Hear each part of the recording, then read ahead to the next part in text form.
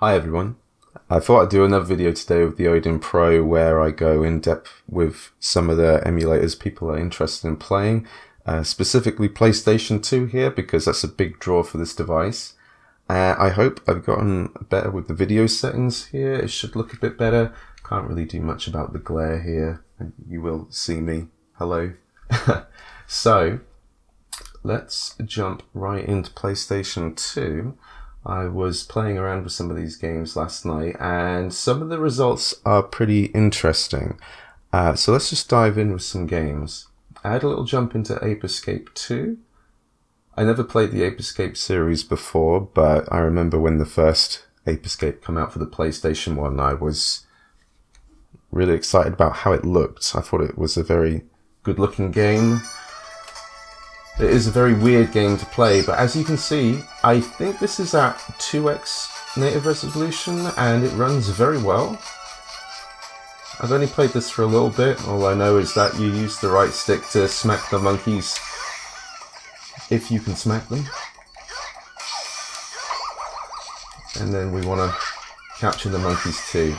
Although I don't know if there's something wrong with this game. I have to flick the stick up to swing it down. So I press up and it goes down. I press down, it swings up. But left and right are absolutely fine. Anyway, this game runs very well. I have to say that, well, there's a couple of glitches here and there, but I have to say if you can run these games at 2x resolution, they do look very nice. 2x is the sweet spot you want to hit if you can. It just suddenly makes the games pop. There's a sharpness to them, they're very good looking. But as you can see, there's no frame drops here. If you're interested in playing Ape Escape 2, this works very well. So let's jump out of here. I'm hoping with some of these other games that I'll jump into their settings more and show you certain things. I showed Burnout 3 before. Chaos Legion's an interesting one because this is something I actually wanted to play again. I have save states ready for some of these games. So Chaos Legion sometimes works fine and sometimes doesn't. I'm going to go to the settings here. We have two configs here. This is your overall config. And this button here is per game with the little eye symbol. And here I've set it so that we have 300% underclocking, which would actually be overclocking, I guess, and a mild underclock too. And it's set to 1x. So I have default settings in here. I think they're pretty much all standard, except I have 2x by default, because that's what I'd like to run games if I can. So I'll just show you a little bit how this game runs. Moments like this, it actually runs quite fine. But then you start to get some dips. And I guess it really depends where you're looking and how much is going on the screen. Now, there's going to be a bunch of enemies popping up here, and now if I summon all of my monsters, we're going to start getting a lot of slowdown. But I did find that overclocking to 300% did make things a little better. It's just a little bit unpredictable. I would have to play the game more to see if it's actually a more playable state, but it's difficult to say. Here it's smooth. We go over to this section. Getting some slowdown again. So this is an example of a game where even if you tweak a lot, I honestly don't think you're going to be able to do much about this. It just doesn't work super well on this device, so I couldn't consider it playable.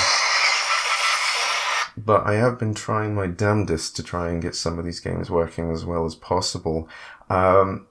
Here's a game I was interested in playing, Darkwatch. I don't know why this happens, but when I pick Darkwatch, you'll see that it just crashes. And I don't know what to do about that. I'll have to look into it more. But yeah, unfortunately that game does not work. I really like to play that. Devil May Cry 3 is very cool. This actually runs better than Devil May Cry 1. I have a save state. This is running at 2x resolution.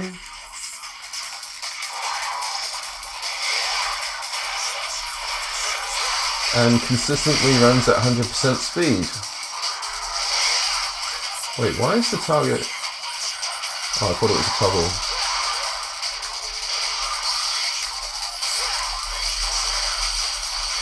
I'll just mess around here, just sort of get some action going.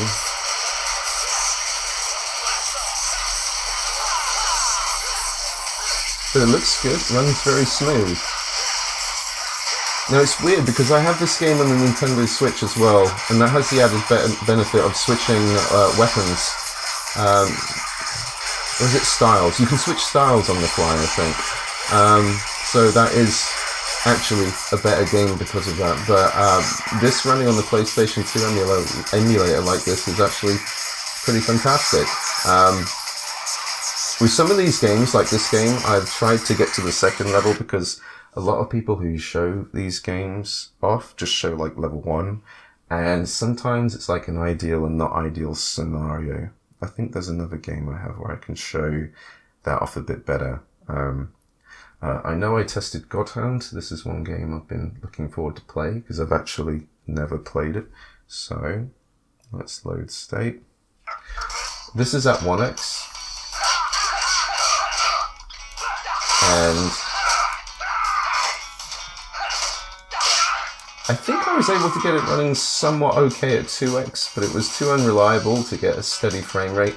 So at 1x, this is definitely playable, and I don't know how to play this game. Oh, I kicked him in the nuts. Good thing Will Smith didn't do that to Chris Rock. That would have been, that would have been harsh. Oh yeah, the right stick you can dodge. That's awesome. This is a very good game though. To know that I can play this portably is very exciting. I know when I'm ready to play this, I'm going to have an excellent time playing this game.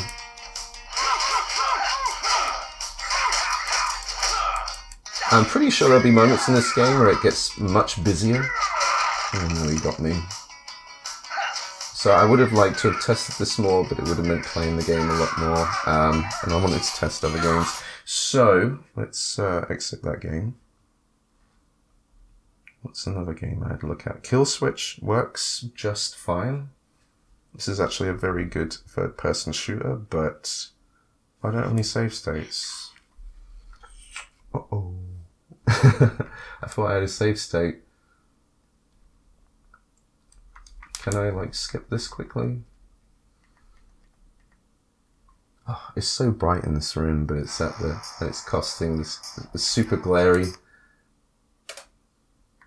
Let's see if I can just quickly load in. I don't want to spend too much time on this. You see the main screen was a bit fuzzy.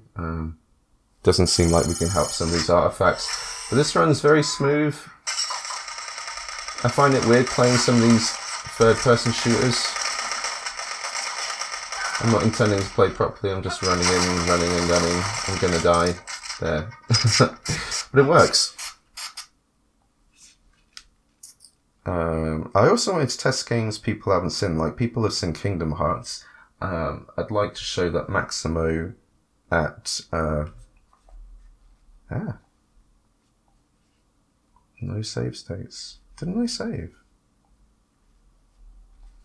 Did I pick the wrong game? Whoops. I'm wasting time here. Maximo Ghosts to Glory. I thought I made a save state here. My apologies. Oh, I did. Yeah, so this runs at 2x at 100% speed very well. I was actually playing this and thinking, I wish all PlayStation 2 games were made by this developer, because this is perfect. It's excellent.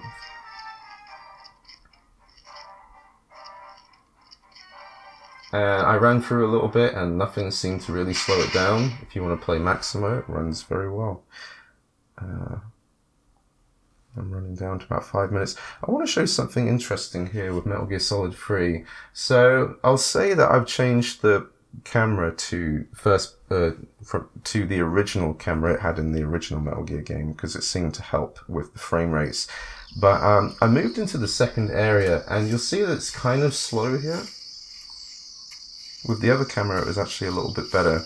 But what I've done is, and not many games I've done this, I have set these settings to 300%, so that's overclocking, and 1x resolution. And so this area is chugging a little bit. With the other camera, it seemed to work a bit better. but you'll find in the next area it actually runs a lot smoother. At least it did for me. So what's it saying? 90% out of 100% speed.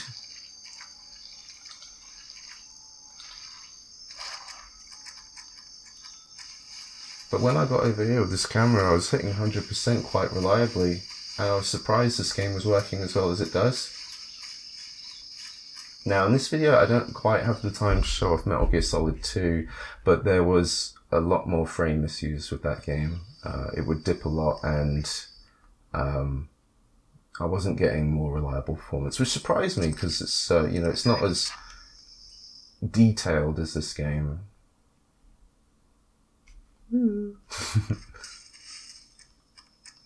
Yeah, so it's running quite well here, which really surprised me. So it in fact might be somewhat playable, and if you're playing stealthy, you know, you can probably sacrifice some of that speed. Oh yeah, PaRappa the Rapper was fairly interesting because the way I got it to play is... Oops, I didn't see that. It appears to be a lower... It says 60% speed, but appears to be running quite smooth.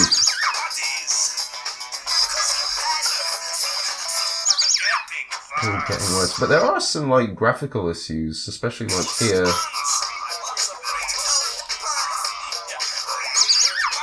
Anyway, strange game, playable, but it says the speed is a lot slower than it actually is, which I don't actually understand.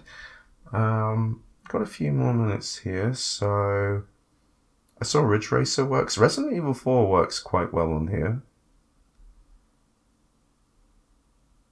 Let's see, I haven't tried the Silent Hill games. Stuntman is a game that runs very badly. I've tried lots of things to try and get this working, but I'm going to just show you here that it's very, very poor. Like